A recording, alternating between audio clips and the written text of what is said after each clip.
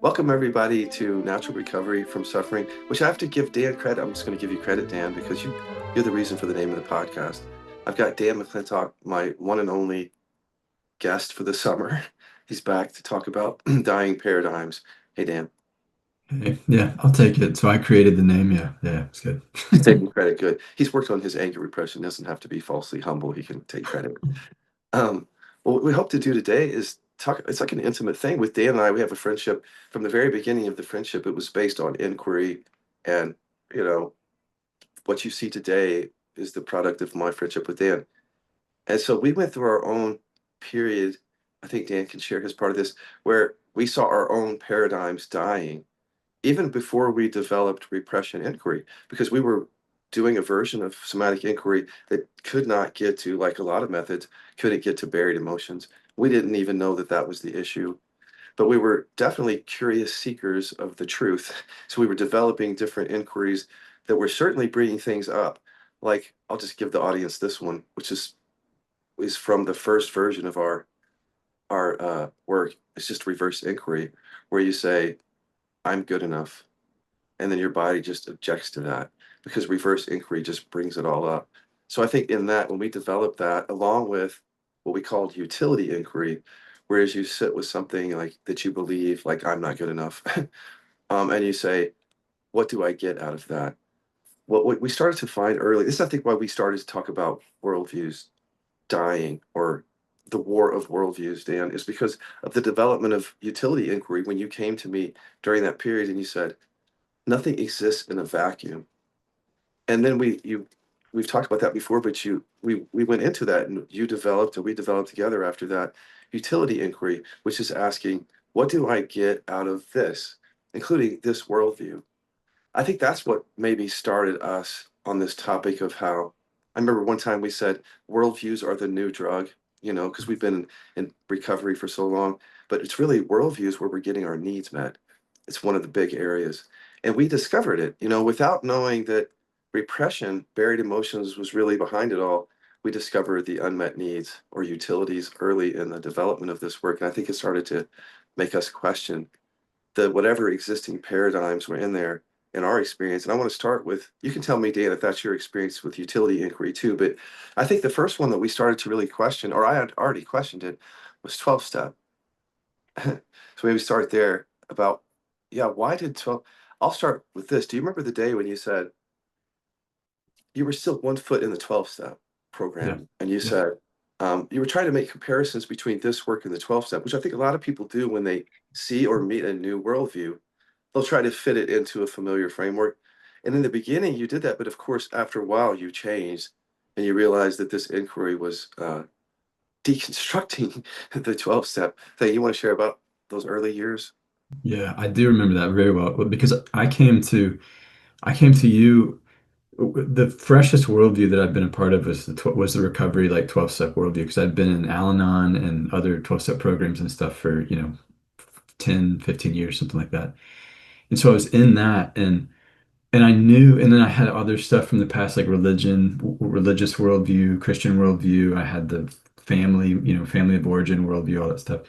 But I came to you knowing, and I said it to you. I said, I'm stuck in something. There's programming, and I feel like maybe it's the 12 steps, maybe it's the recovery stuff, but I'm stuck in this programming and I've lost, who I am. So I need to deprogram. I need to deconstruct whatever this thing is that's like on me like this. Yeah. Um, and so we started to do that. And as we started to do that, this is what you're talking about. I would like, I would, I mean, because part of me knew I had to leave it, but then I had been in it for safety and for approval for so long that as I started to deconstruct and deprogram out of it, I would like snap back into it Yes. because it was all that I knew. And so, yeah, that was the beginning of the conversation about you know dying paradigms or dying worldviews, whatever that is. So, yeah. That's a good point. Can we talk about that for a second? Because if people who haven't done this work and haven't worked specifically with unmet needs, which are utilities here, wouldn't understand maybe, I think they would understand what you mean by snapback. But I think we discovered something really important for us here, which is the unmet needs or the utilities make us snap back. that we actually need safety from buried emotions and we need love and approval. This is the point I was making. Those paradigms, including 12 step, you were very innocently, just like me, still needing love and safety, and you didn't want to let go of that. It's a very natural thing, and that it would snap back. But there's that just kept happening with so many different things. I don't want to ahead of ourselves, but that snapback happens with everything when you're opening to what you really are. We go back to the familiarity of that worldview, you know? Yeah. So, yeah, can you talk more about snap? I mean, I can too. Snapping back to 12 step when you're trying to open, or not trying, but you're opening to yourself, authentic recovery, processing buried emotions, and the need to kind of go back to something familiar, like Yeah. addict, something. The snapback would be like, yeah, I mean, you think of it, but you and I both got conditioned because you were in your 12-step program in NA, and but you and I both got conditioned into it's not okay to drink or use or act out, right? So that's like the one of the core tenets of like traditional recovery is you got to stop. It's not okay to use. Right. And so as we were deprogramming out of it, you were challenging that from the beginning with me saying like, go ahead and if you need to use or act out or whatever it is, just let it happen and then let's inquire and see what happens. And that was terrifying. For me at first, that was like terrifying. It was almost like it, asking somebody that's been in the religious paradigm to drop their beliefs about heaven and hell or something. You know what I mean? Terrifying. So it was like, okay, so let that happen and use, and then what would happen is I would act out, and then afterwards it would be like, oh no, I have to start counting days again, and I've failed, and I have to tell people about it, and so all of this programming conditioning would like rush Yeah. back in, and that would reignite the suffering, you know? Yeah, I want to explain to the audience what he means because context is important. Because the 12 step worldview, at least the way Dan and me were interpreting it, was, and the way we were living is like, don't use, don't do porn, and then count days. And if you count days, then you're an addict and you've recognized it and you're doing something about it. But then when the relapse happens, which it so inevitably does because we're not dealing with repression, the snapback that you're talking about, can you give a little more color to that? Like you were snapping back to believing you had to, you said, tell people tell on yourself. And so how's Yeah. this work different? I mean, I want people to hear that. Like, how is it different? What are you snapping back to? And can you explain a little bit more for them? So yeah, so the snapping back would be like you snap back into the right, wrong, good, bad. You know, like I would have a binge or something on porn, and then afterwards it would be like, oh, I did something wrong, and I have to tell. But this is what I learned in 12 step. I have to tell people, and I have to report it, and I Yeah, have to believe that I'm an addict. Like every time it right, happens, it reinforces the belief and the right. identity that I'm an addict. I'm To addicted. to get love and approval, there's a big part of it. I want to say that, that's the key. Yeah, Yes, and that's what I didn't see when we started doing the work, and then started to recognize that as we developed the emotional repression work was it was like, oh my God, I was addicted. I was, in the porn addiction for a long time, and then moved into 12 step, and the beliefs and the identities and the programming that I learned at 12 step became the new addiction. So at first it was I was looking at porn to avoid, little did I know, to avoid my buried and repressed anger and the buried and repressed emotions. And then I got in 12 step, then it was like, no, now I have to be good and do this and don't do that in order to avoid my buried and repressed anger. yes, You know? yes. Yeah, anything else on that? 'Cause I have something popping up for me on that, what was going on for me during that time. Yeah. So the snapback would be like, yeah, it would just reignite that worldview and that paradigm. Like, so I would break a rule, quote unquote, and Yeah, act out, and then the paradigm would go and it would rush in, and there's all these beliefs that I had to start landing on, right. and landing on meaning I had to start believing them again and suffering. Yeah. That's why I'm grateful for utility inquiry, which, by the way, people listening, it's called unmet needs inquiry now, because Yeah. really that was the saving grace for us in a lot of ways. Because when you would snap back, you and I had not discovered that buried anger was behind this. So the utility inquiry to me grounded us in something. It's like telling us something. We're getting something out of this, or you're getting something out of this. And we finally found our way to what we were getting. We were, by holding anger back, we were getting love and approval and safety. That's what I want to make the point when people hear this, that it's so experiential. Dan is not saying that he came to believe something new to replace the old belief. He's saying that he's deprogramming. seeing where the beliefs come from.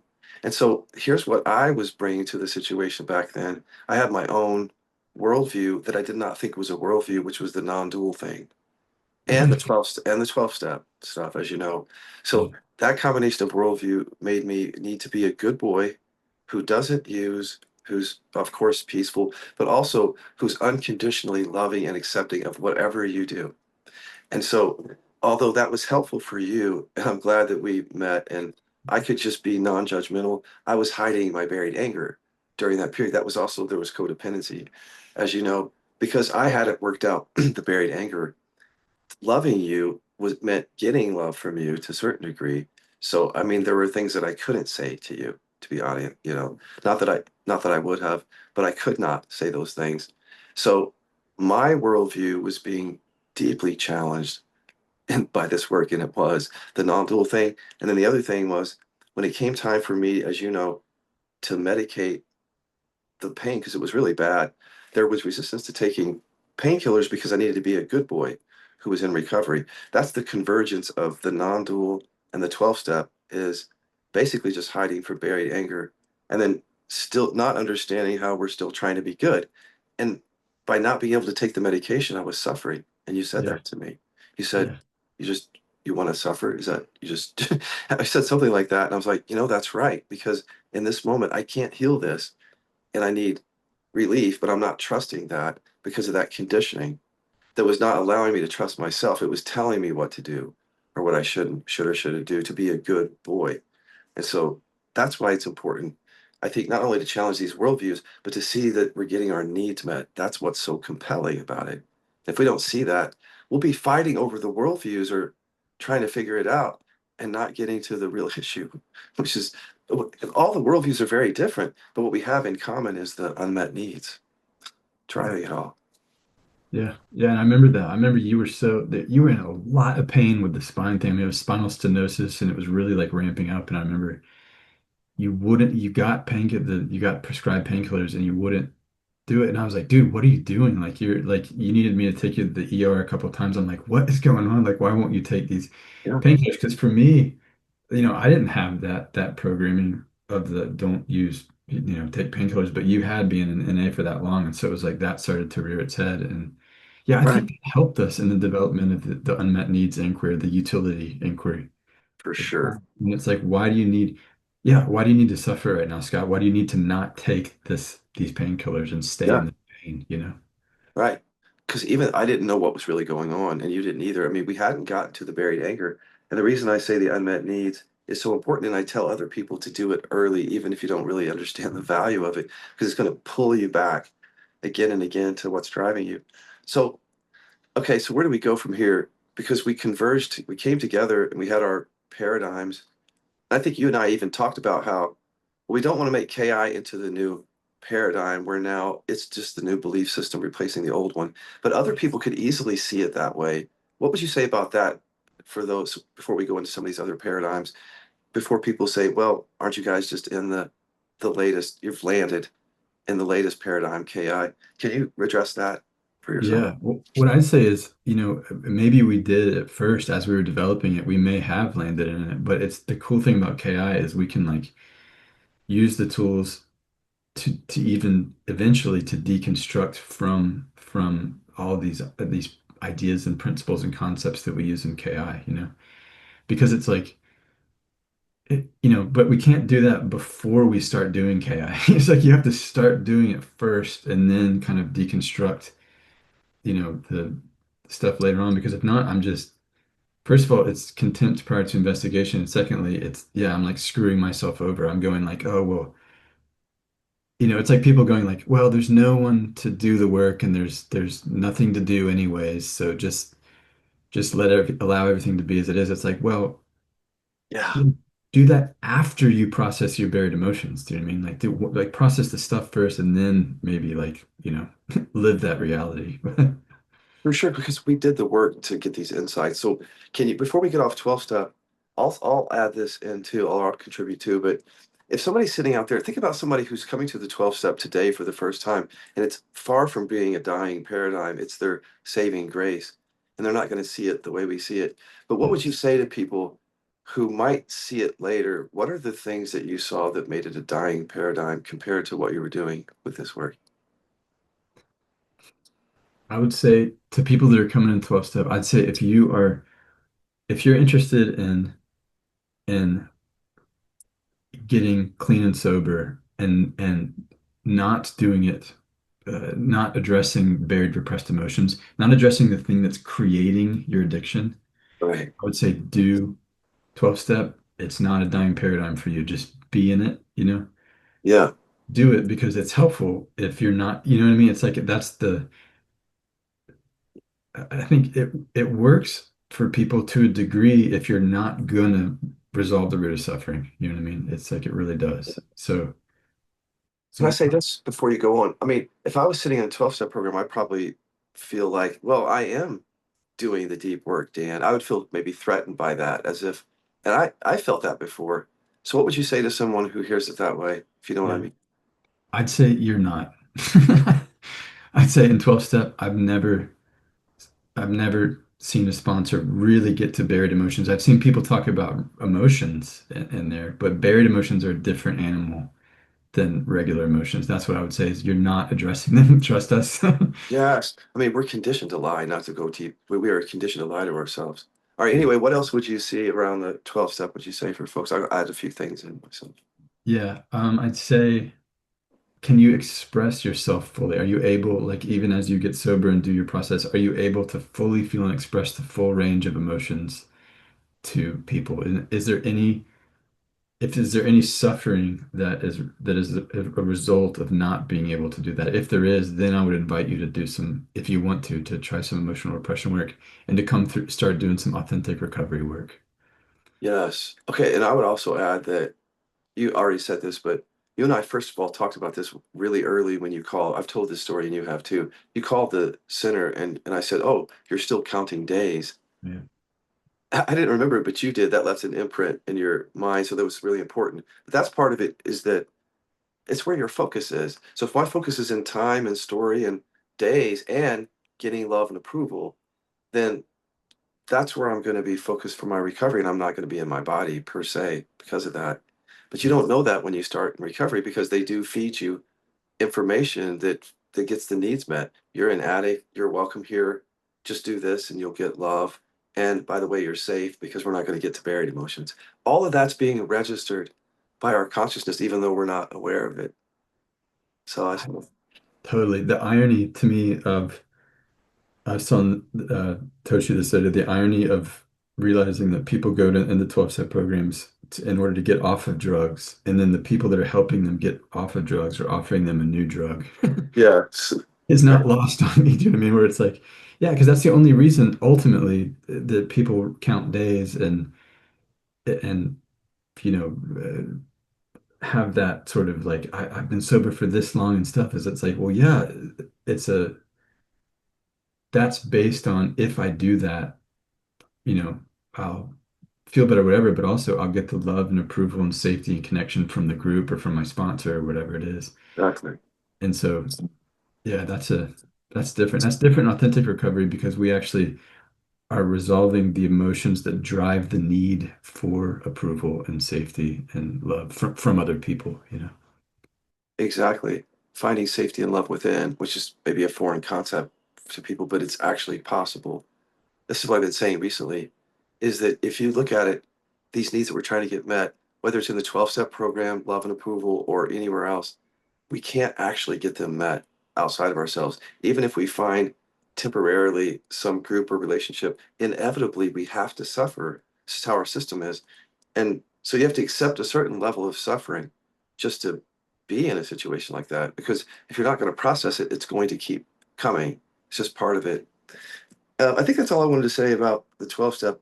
I don't want people to hear it. I know they will, as if, oh, you guys are saying that it's only KI, because they won't hear it then. People won't hear it if they hear it from that filter. You have to understand that we found it in our bodies that we needed love and approval and safety, and that we were literally identify with these things to avoid our emotions. So it's something that you can actually directly experience and challenge it here and not through thinking that we're trying to be right. Yeah. Yeah. Well, and there's evidence you can look for the evidence of it in your life too, because like, in let's say in the 12 step paradigm, you go to a meeting or you go and you're with your sponsor or you're with your other 12 step people and you temporarily get that need for love and safety met. And then you go home by yourself and you start suffering again. There's one. Yeah. And then you go to, if you're in the non-dual paradigm, you go to satsang and you're with a teacher. I mean, you were one of my teachers, to me, I looked up to you like I did at Adyashanti or Eckhart or whatever. And so I would sit with you. I remember the first time I got to California, we went out to dinner and I was like, oh my God, I can't believe I'm sitting with Scott. It was just so funny, but my system and my nervous system would get calmed down and it would be like, and then I would go off That's, and be by myself and I would start suffering again or yeah. whatever paradigm. There's the evidence where it's like you're getting a fix. You're getting a fix off of that. And then the suffering kicks back in. It's the pleasure pain cycle. Yeah, that brings up real quick. We'll just talk a little bit about what is it, Johann Hari, or I'm not sure of his first name, where he Yeah. talks about connection being the antidote or the Yeah. remedy for addiction. And I don't disagree with it, but it's just like this. If, like you said, that's a need that we have, a real need, and we tend to get it satisfied temporarily and not fully, obviously, when we do it outside of ourselves. But to find so when you find the love within, you find connection with yourself. You really don't look as if relationship or connecting with someone else is going to save you. And actually, that's very limiting to believe that you have to actually, if you're not connected with people, that you can't recover. When I think the connection comes from connecting with our bodies first. So I guess my point is connection is good. That's definitely good. But then what do you do after that? Because you still have the suffering. And how do you connect anyway, authentically, if you have buried emotions? So Yeah. it's like the cart before the horse again. We're trying to find it outside of ourselves by, in a way, by saying it only comes through unconditional love and relate. We're giving all of our power away. In I fact, mean, everyone. in my 20s, I briefly did like the religious thing, and I would, go to these camps, the evangelical camps and stuff. And for a while, I was leading them and I was doing, anyways. But I would go and I would notice for that whole month, um, sort of feeling like on top of the world. And it was up on a mountain in Colorado, and people would say, "Careful when you come off of the mountain. When you come off of the come down off the mountain, that there's always, the devil will come and." And I remember, and I was talking. It was funny because I was in Al-Anon at the same time. I had a sponsor that was Buddhist in Al-Anon, and I said to him, I said, um, "Why does it feel like when I get back from these camps and back from these like togetherness situations with people that I feel like I'm coming off a drug?" And he said, "You are." He said that's the drug of mutual approval. And yet, really, it was like there's all these people that agree with each other. And so they feel safe and loved because they're all in agreement about whatever this belief system or whatever these things are. And it felt, it felt kind of knowing now sort of what real connection is. It Yeah, felt kind of fakey. for sure. It's survival, in those situations where we're dependent on other people. We're literally surviving in those trauma bonds. So yeah, and I've had the experience of people as a teacher, they'll go to satsang or retreat and they'll come back. They were in silence or with the teacher. There was no relationship there, no partner, no parents. The trauma was, it's you get everything out of the way, no distractions, no triggers. And then they come back into life and they can't sustain that. And they don't realize that it's really you're getting that need for safety and love met outside yourself temporarily because they're convinced that, well, we're coming from within. It's a non-dual thing. But yes, but if you don't process buried emotions, it's still the same unmet needs driving it. Yeah. I know. That's spiritual. I don't, there's not like, you back up from it and start doing emotional repression work and you go, there's not a lot of difference between the paradigm, between spirituality, religion, recovery, None. therapy, None. family roles. There's just not a lot. It's kind of like it looks like it's a bunch of different content, but that all those paradigms and worldviews are serving the same function. That's really important to see that. I don't think you can even see it without processing buried emotions, though, because the connecting factor, as you know, like the iceberg for people listening, the iceberg graphic is the worldviews are up here at the surface. There's so much diversity up there with different, but under the water is the core fears, buried emotions, core fear of rejection. That's what's that's connecting all of us. That's what's driving all of it. And so if we could just get under the water, we would actually have a better world because we're not understanding where it's coming from. There's so much division up here anyway, and so much confusion.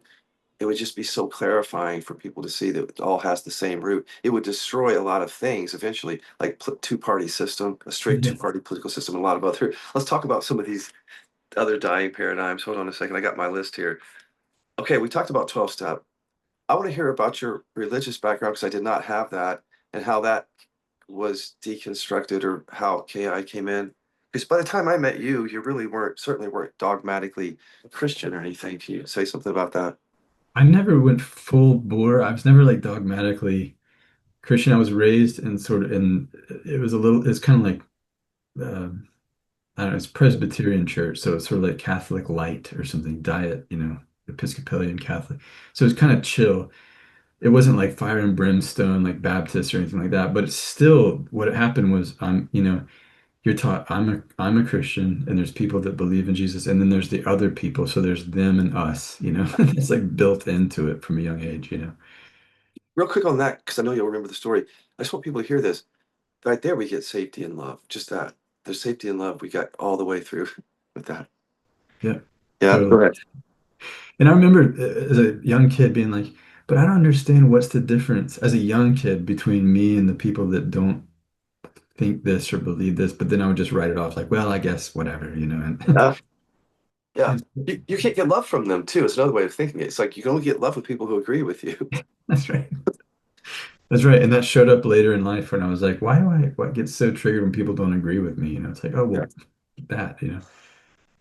So anyway, so that got locked into my consciousness. And then along with that comes the good and bad. There's, the people that believe are chosen or good people or, whatever. And then the other people, the atheists and the non-believers and everything. And so, like you said, I took on all of that unknowingly to get love from mom and dad, safety from other people in the church so that I could be part of something. So already I'm taking on beliefs that I don't necessarily even agree with in order to get my needs met, and I'm pushing down emotions. I don't consciously know I'm doing this, but I'm taking the belief on, and then I'm pushing down any emotion that would arise from, realizing that I'm being conditioned or I'm being brainwashed or I'm being, Yeah. programmed or whatever. Another little point about that, because I did not grow up with a strong religious background, but we're both anger repressors. And, when we work with people, we show them how when you're a kid, you can't question dad or who's ever conditioning you. You certainly can't get angry. So you have to adopt. You literally kind of have to adopt their belief systems. Now, if you only understood how much rage that creates in our bodies when we're just adopting something innocently enough, but it's so fundamentally changing to our develop. It so impacts our development so much. We're so impacted by that, and the rage is buried. And so we just that's it's hard to get out of it because we got love and approval that way.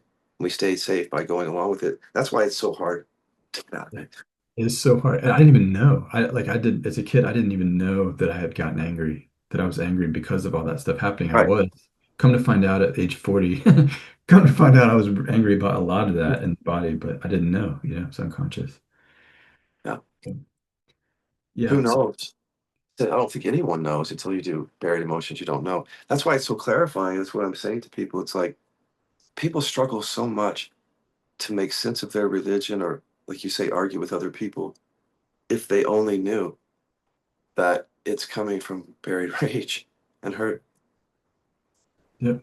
Totally. I know. And I see it now. I mean, I see it with all this stuff that's happened the last couple of weeks with the guy getting shot with Kirk and just the religious sort of like fervor and stuff that's kicked up because of that and everything. And I'm sitting here going, I know exactly what's going on. Yeah. I mean, because I was in that and I know that it's like when your beliefs or you get shaken like that when something happens, it's like getting you closer to buried emotions.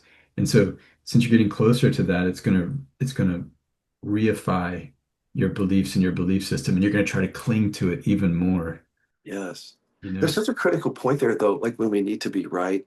when we're defending that worldview, because it can go either way because there's such intensity behind it. We can actually, you know, buckle down and further defend ourselves and believe it, or it's right there. The need to be safe is what's under it, the buried emotions. But there's just so much resistance to that in that moment because it's like life or death is what it feels like. So I say to people, though, pull away if you're in that kind of conversation because you'll find that it's repression and that when you're in the moment, you have to defend yourself. You're conditioned to. So you know, that's why I say pull away and you'll find out why you're conditioned to is to get love and safety. It's not about the viewpoint. Yeah, no, God, and yeah, and you'll experience it.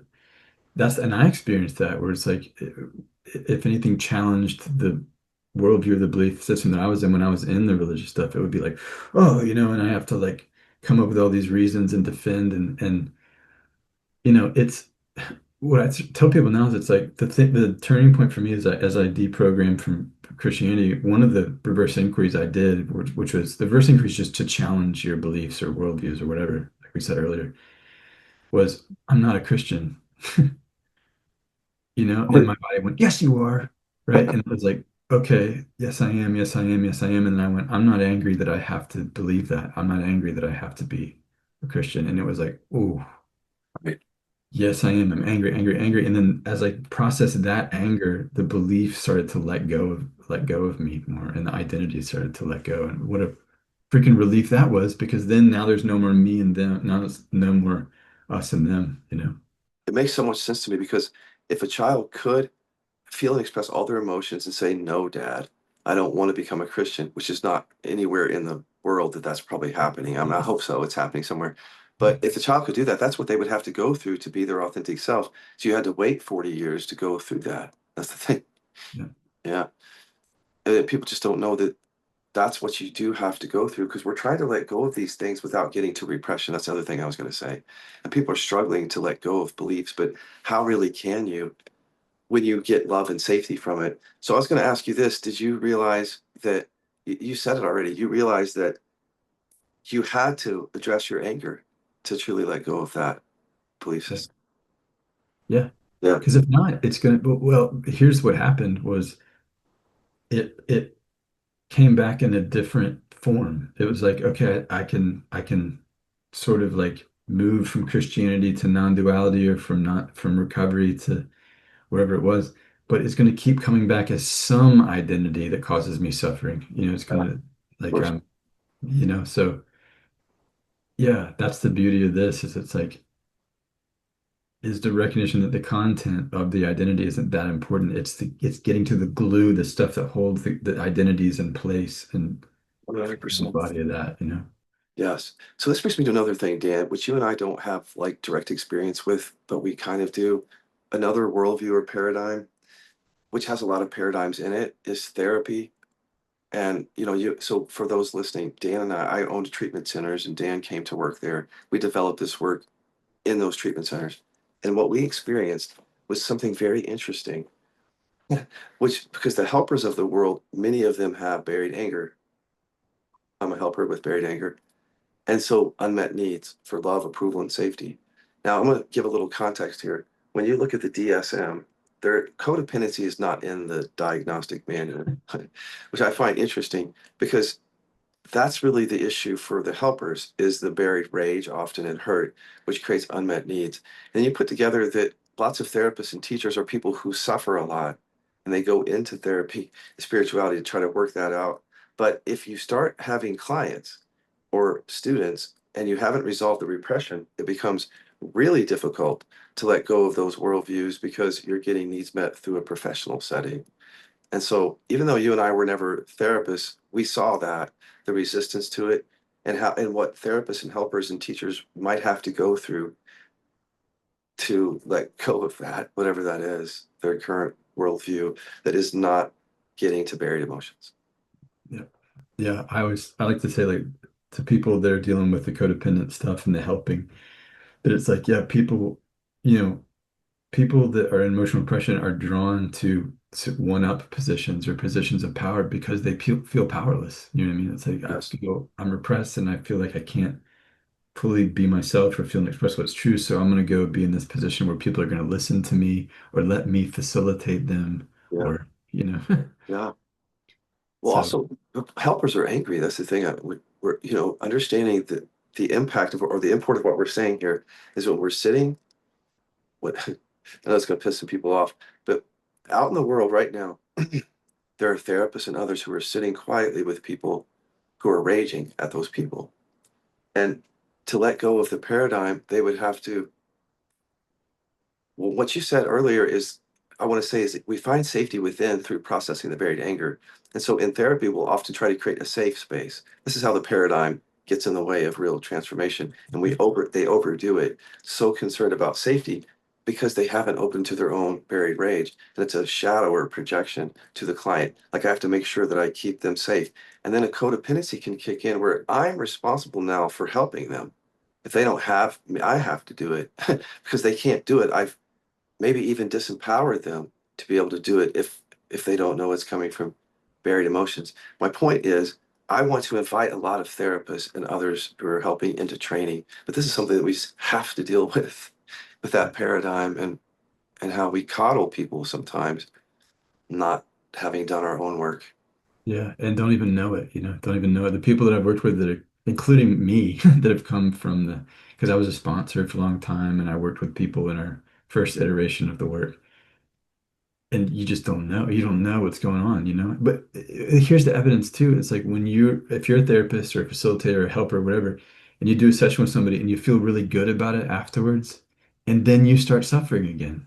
Yeah. It's like Right.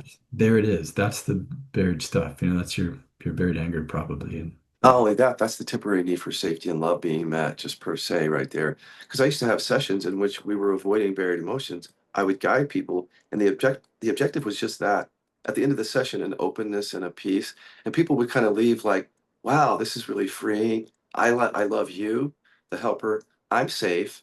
I didn't have to feel any buried emotions." And then I'm programmed. Let's go do that again, but not just the bypass, but the suffering itself, because the system says, "Okay." So let's survive as the separate self. Then go home. We're going to produce more suffering. You're going to come back to the therapist or the teacher who's going to coddle you and keep you safe and get you love. You're going to do it again. I kept doing that with people. And yeah, that's what people are doing. But you don't know it because you have buried emotions. You wouldn't know that you're contributing to the perpetuating of suffering in people. yeah. Perpetuation. And we're getting paid depending on how, if we can stretch it out a while. And we don't know we're doing this, but if we've worked with somebody, I mean, my mom had a therapist for like 20, Yeah. 25, 30 years or something, you know what I mean? It's like, what? Like, and that's what we're trying to do in KI is to go, okay, we want to put ourselves out of a job kind of as quickly as possible because you can, like, we want to show you how to do this so that you can bring yourself out of repression so you don't have to have any dependency Exactly. on, Right. whoever. So, yeah. Right, because really clear helpers don't want that. I mean, they don't want it even throughout their whole body. You could say as a helper that you don't want love and approval, but your body might not agree with that. So you want to learn how to process and see what you really want or what's really driving you. And then I think you can tell the truth about it, right? Yeah, totally. Yeah, and I've noticed in myself the more that I've come out of my anger repression, because I used to like it'd be like, oh, this is my calling. It was similar to like when I would be on stage with the band or Yeah, I did theater in college and it was like, oh yeah, I love this. This is like what I'm supposed to do and all this stuff. And then I processed buried anger and I was like, I don't want to be on stage. I don't want to be getting this approval. It's kind of weird and gross. And I mean, it's okay, fine, whatever, but there's not like a, you know, yeah. it goes. It can feed an insatiable, endless thing to not know that we're getting temporary safety and love. And because it's temporary and not sustainable, we have to keep doing it. That's the thing I think that KI can really help people see is why we keep doing certain things because we're getting something temporarily out of it. The great thing about processing buried emotions is it's not temporary. The freedom is sustainable. It's like that's your new consciousness. But we're just so afraid that we go for the temporary, okay, I'm okay, and then don't go any deeper because I'm okay, I'm at peace, and then suffer. And then come back, I'm okay. And that loop is so seductive because you get your needs met in that loop. Yeah. Yeah, Oh, different yeah. ones. And everybody does. Both parties get their needs met. It's weird. It's like I don't for know, sure. kind of strange symbiotic thing. But and so what we, people will come and say like, well, how do I, if I'm in therapy, like what do I look for? What's the, you know, if somebody is operating from codependency and if they're operating from emotional repression, what do you watch for sort of in your therapist or in the person that's helping you? Yeah, yeah, it's good. And what we usually say is watch to see if they're hiding the ball, right? So if they're not talking about emotional repression and if they're not showing you how to resolve your own emotional repression, they're doing anything else, even if it sounds great and it's helpful Yes. concepts. If they're not doing that, they're probably at some level um, operating from the emotional repression and codependency, need Yeah, of can I add something to that? That's totally true. And here's how I would have people look at it. If you have a partner or any of us who could be avoidant, but if you have a partner who's avoidant, that person will not be expressing, let's say, buried anger or hurt, but probably not even talking about it. So the complete dismissal of that emotional experience in the relationship. Are you conscious enough to notice it, but it's there? Same thing. It's no different with a teacher or a therapist. There's a dismissal of a certain emotional experience. You just have to be able to catch it. Yeah, Yeah. yeah. Because if we like for you and I, if we hadn't started to develop the emotional repression work and go deeper and get to the buried anger, most of the stuff that happened with you, like as you were working with me in inquiry, when we were in the hot tub where we developed the work, was me crying. You know what I mean? There's a lot of like weeping and a lot of like sadness and grief and everything that comes up. And if we hadn't started to do the emotional impression work, I probably would have just stayed in that. And I remember thinking that too, where it's like, I just got to process all of this grief and sadness and abandonment and just stay there. And that'll be the thing. And that is not the thing. Can I add something to that? Because that's bigger than, I don't know if people can hear this. If you have an anger repressing helper who's already afraid of anger, then that person is okay with hurt and sadness. Therefore, if you're an anger repressor and then you have hurt and sadness, that might even be rewarded. So that's a trauma response, though. That person could stay identified with hurt or sadness. That's what Dan is saying. And the therapist would not spot that, or even if they did, if they didn't get to anger repression, they couldn't get to the root of that. So that's where hiding the ball comes in, because the ball is the repression. Look at the science. And so if they're talking about something else or ignoring that, that's a good indicator right there. Yep. And I think the only thing for you and I that led us out of that, out of sort of settling for the safer emotions, the more surface level emotions, was you had the spine pain and I had the contraction in my belly, and we just kept going, what is this, And it took some challenging of beliefs to get to it, but the more that we started to, then the anger started to rise. It was like, oh, okay. Right. Because Yeah. it's the missing experience. And there was a lot of hurt and sadness, but that's distracting because it can look like that's the issue. But it took us a while to see it's the thing that's not arising. Yeah. Yeah. Just like for hurt and sadness repressor, if they're in therapy or if they're, or, whatever, it's like, you're going to encourage to really get your anger out and express the anger and all this stuff. It's like, well, that's safe. Do you know what I mean? That's like a safe place. And so We if could you, go into a lot of that. Keep going. Yeah. yeah, if you have a leader or a therapist or whatever, teacher, facilitator, that's not pointing you to what's creating the surface level anger, then that's the problem. That's hiding the ball. 100%. Yeah. Well, the last thing I want to talk about in the therapy world is I was telling you about it when we were off camera there for a second. But so when I first had the non-dual shift, one of the first insights was that all the different schools and different things, there's no separation between them. Like the Buddhism, Christianity, I saw them as empty, but I didn't have that embodied. It took me a while, as you know, to embody that. But what I've seen from that is, and I think that the future will be like this, that until we get under the water, the iceberg example, where the repression is, in all of the disciplines in which repression is creating stuff. So that's spirituality. People are suffering because of repression, and people are trying to help people with that. And then therapy, doctors, any of the healthcare stuff, it all falls into this place where repression is either the cause or a major contributing factor to the whole thing.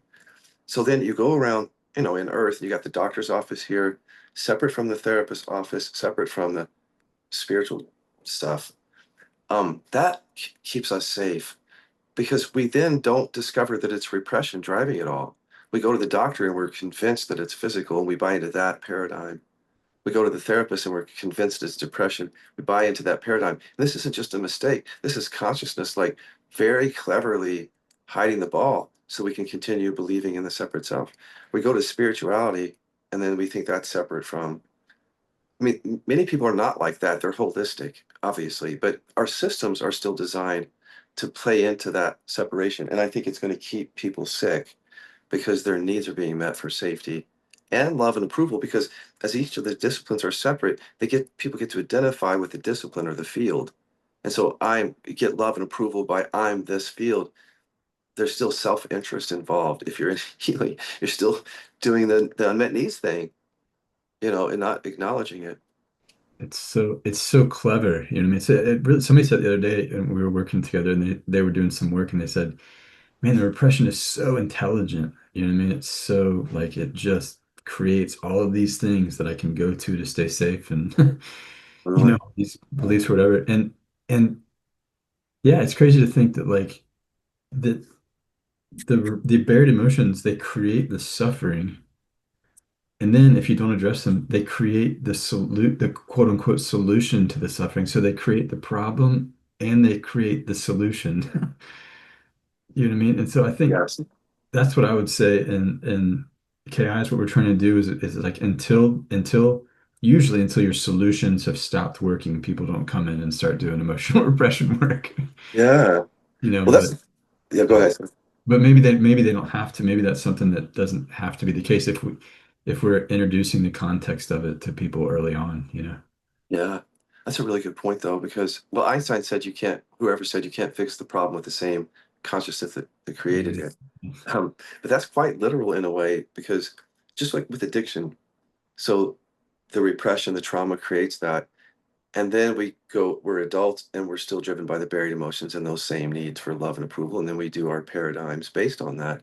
Like it's the same consciousness trying to fix the problem. And it's true of politics too, but we'll get into that in a second. Um, but anyway, yeah, let me get into that, the politics. Uh, this is definitely an area where hopefully paradigms are dying, but we're holding on for dear life, aren't we, to the liberal conservative dualism. And I think what I would say to people is look at it from an unmet needs standpoint. Look at it from, well, do your work, go under the water and see how much of this is really not what it appears to be. Because we're just very terrified. Dan has said that. We're very terrified at the unconscious level and we're not conscious of it. So everything is coming from that.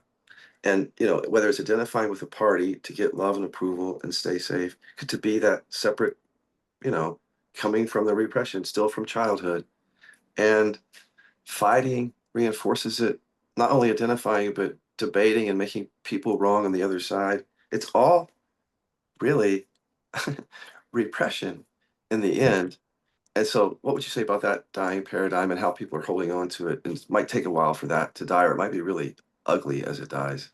Yeah, I know. I hope it doesn't get too ugly. It's gotten pretty ugly lately, but I mean, I would say, yeah, it's another thing where it's like it's so much about self-protection. It's like instead of this is what I say to people, instead of like looking at, okay, what do I believe versus what do they believe? Instead of looking at the content of people's beliefs, start asking yourself, why do you believe the things you believe? Like and really earnestly, honestly be like, how is this serving me? To believe that, I don't know, what's one of the liberal things like uh, Yeah. c- Anything. compassion and kindness are necessary to move on, or if you're a conservative, that strength and power are necessary, whatever it is, just start looking at why do I believe this? And then if you're up for it, and if you really want to like to go deeper, then start challenging what you believe, like actually challenging what you believe, not challenging what other people are believing. Yeah. Going like, okay, like I said earlier, like I said, I'm not a Christian. My body went, yes, I am. Just go, I'm not a liberal or I'm not a conservative and see what the body does, you know? Yeah. Because if it reacts, that means you've got emotional repression that's creating, driving, sustaining that those beliefs and that identity, and that's causing you to suffer. You're suffering because of that, you know? Yeah. So, yeah. It just occurred to me that, you know, in politics, especially when we're identified with our position in the other party, we're definitely coming from fear, and that's safer. You know, it's obviously safer to make the other person wrong and I'm right. And that's what it is. It's just a pure resistance thing because when you turn towards the fear, it's no longer safe. So you're not, at first, you're like, this isn't safe. Your system knows that. But when you have skill, it is safe, like with KI to do that. So then it's a viable choice. But I think before we know how to process buried emotions, what the hell do you do in a way? Because if you can't access the repression, you're just stuck with the response at the surface there and identified with it. You're stuck being in the rightness. You have to be right to Yeah. stay safe and to be protected and all that. Yeah, I know. Yeah. And one of my old friends said to me a long time ago, this is a guy that actually that was in 12 step with me, but he said, you know, he would realize that the extent that he could be wrong was the extent that he could be free, basically. And I was like, Right. I thought, oh man, that is so how true that is. Like with the, you know, If um, you take that all the way, Dan, it's so true because I thought about that one day is that we have to be wrong about even being the kind of person that we've taken ourselves to be, like the one that's always peaceful and never in conflict. I mean, to be wrong about all of it, yeah, right? yeah, totally. Yeah. Okay, so politics, anything else to say about that? I mean, you've talked about it really eloquently in social media around how, let's go back into that. You know, generalization is a little bit risky because you can't say that a group of people all have something, but there's still a deep pattern there with, because I came out of it with the liberal side being a lot of anger repression, anger and hurt repression, but anger repression. And then, you know, again, if you don't process buried emotions, you wouldn't see it. I didn't see it before this, so I'm going to say it to people so they can hear it, but I don't think you're going to see it fully. That um, there's a powerlessness in that party collectively. Like, and there's also then powerlessness. What do I mean? There's a lot of people suffering, but they don't have that persona that you often see on the other side, where it's like, look at Trump. He presents himself a certain way. Some people hate it, but some people love it. It has to do with like emotions and energy, where he's not. You don't ever see him cry. You just see Trump or you see a certain persona and that triggers you, but you don't know why. It's really trauma because it's like it's too close to some archetype from childhood and it kicks in the need for safety and love before you have a sense to even know that it has you. And then it protects you by making you think it's about the issues. This is why people cannot, if people ask Trump followers sometimes, what about his policies? They can't answer sometimes, but it's because I think of the trauma where they're forced into these identifications and they can't look at the issues. That's on both sides. You see what I mean, though? It's like I just need love. I need safety. I want to vote for him, and I don't I don't care about the issues as much. Yeah. Yeah. And and it's funny because it's similar to because, you know, I would probably say more conservatives kind of lean Christian than the liberals do. Liberals kind of lean to other things, but Yeah, it's the same type of thing where it's like, I think people that get conditioned in that paradigm, whether it's conservative or Christian or whatever it is, that us and them thing is very real. And it's very real on the liberal side too, but it's very real on the conservative side. And it's like, there's terror around that. There's terror around like, these people that are of the devil or these people that are you know transgender or whatever it is, you know what I mean, like there's terror about being, you know, attacked and you know, so that's the piece. Also on the liberal side, same thing, you know. I think like you said, like I always say to people, it's like if you repress anger and you see, you know, Trump or whoever it is getting angry, you're going to be triggered by that because it's you're shadow boxing basically, where it's like I'm not allowed to say stuff like that. So why is he son of a bitch, you know? right, right. I So, mean, there was a reason why people. I think Obama was an anger repressor. oh yeah. Yeah, because he was just that sort of diplomat and that energy. And a lot of Democrats, there's a reason. It's not just that he was a Democrat or a good candidate. His energy was what a lot of people were attracted to, don't you think? Anybody that's cool like that, I'm always like, that's an anger repressing. Right. Like Yeah. cool guys or whatever, you know. Yeah. I was a cool Progressive. guy in Yeah. high Sorry. school. Yeah. Right. Progressive. And yeah, of course. Well, I guess there's not much more to say that. I mean, for some people, the politics is not dying, it's very full on. But I still think like from a meta view, I don't know how we're going to survive this earth too much longer.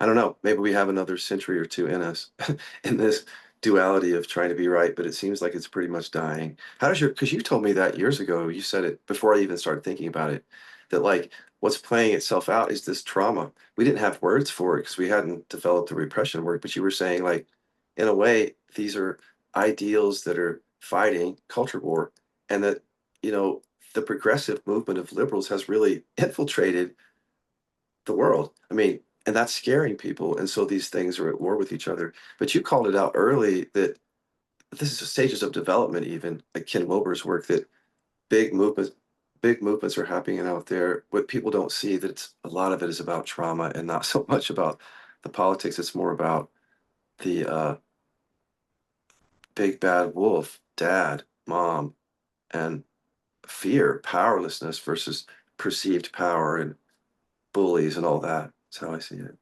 Totally. Yeah. And my hope is because it's like either side, you can look at it this way if you want to, is you've got we call it sometimes beliefaholism in KI, right? Where it's like I'm addicted to an identity or I'm addicted to a thought or a thought system or belief system or whatever that is.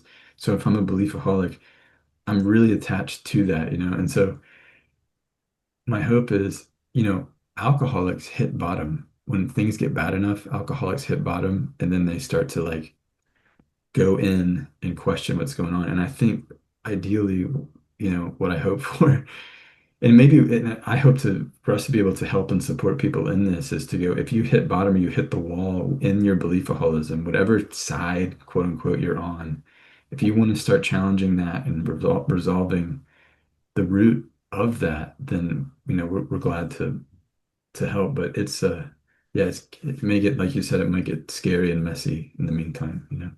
It really is, but when you think about KI, I mean, it could get scary and messy. When I think about how close we are, because you go back to the iceberg, I mean, people are suffering because, like you say, there's a belief system that they adhere to that happens to be the belief system of their party. So they get love and they're staying safe. And by making the enemy, they're still getting love and staying safe. And that it's right under the surface for everyone to Right discover, there, right there. right there. Yeah. But yeah, but it's such a monumental step to take for some people because it's so scary. Well, since Dan invited, I'll just tell people you can go to repressiontest.com and get started if you want. Okay, Dan, one more question before we go. How do we keep KI again going back to the beginning? Because I know people will not help, but they can't help but like hear this and go, well, you've basically said that everything is shit, except for your modality. Perfect, And I totally hear how they would say that, but if you can understand that what our modality is not itself another thing. I mean, there's a context for it, but we're not inviting you to believe it. We're inviting you to use it as a practice framework, more like how to experience your experience more directly and consciously, and that's it. And Yeah. so when you experience it more directly and consciously, these things just are seen and fall away. But of course, like KI and drinking the KI Kool-Aid could come to replace it. But see, with this work, you see, as Dan said, still just getting your needs met. It would be painful. It would be suffering to actually then carry KI that way because the body doesn't care about content, basically. It'll grab onto anything. And it's suffering when you grab onto it with KI, just like it is with anything else. If you can endure the suffering, as Dan said, then you can have that. But I wasn't ready. I wasn't willing to endure the suffering again. And that's why I've been doing that work around having nothing to convince people of, which then gives me all this motivation to express. It's so weird because it's a drain of energy to try to convince people. Yep. Yep. It Well, is. It's a different kind of energy. Yeah. And I think that's the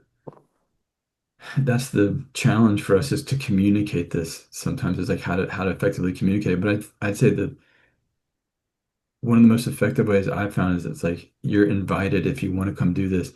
It's just to come and unlearn and deprogram and unlearn. And then eventually, even with KI, even with the principles, like we said, of KI, you can unlearn and deprogram yeah, from that because if your buried stuff is coming online and your self-expression is coming online, you don't need to believe any, even us. Do you know what I mean? Like, I would actually would never say to somebody, just believe us. It's like, yeah, here's some stuff that we're saying you can use, and then use it on what we're saying too. Do you know what I mean? Like, it's a, you know, all purpose, I guess.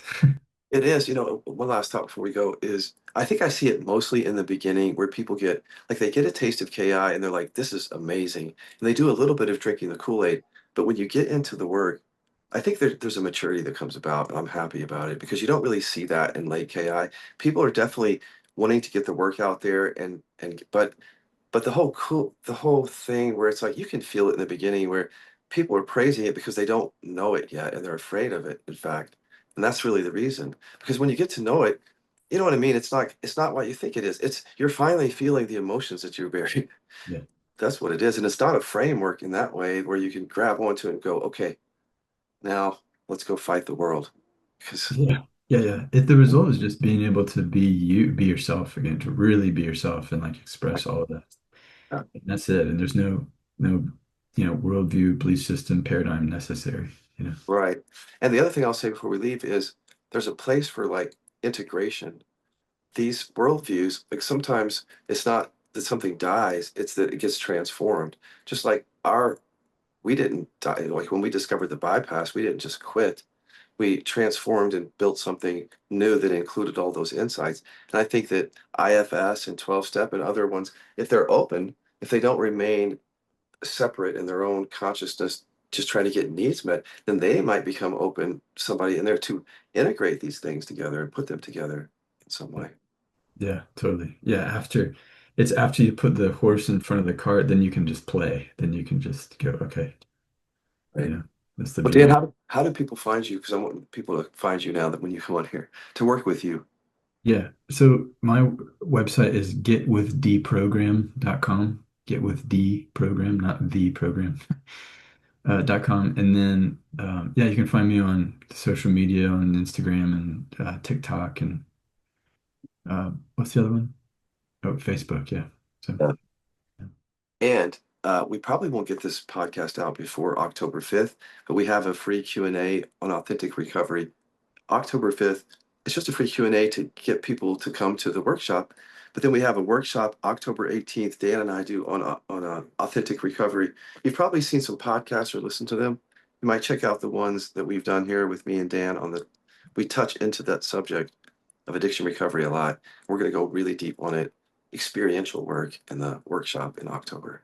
So for that, you would go to killaby.com and check out the link or check out the page, the sign up page, but also like social media, Instagram has my links at the top, and the recovery workshop is, I think, one of the links. Yep. Yep. And if all else fails too, just DM us, DM either of us on one of the, social medias and we'll send you the link for it, the webinar. So, Thanks, Dan. Love you. yeah, love you too. See you.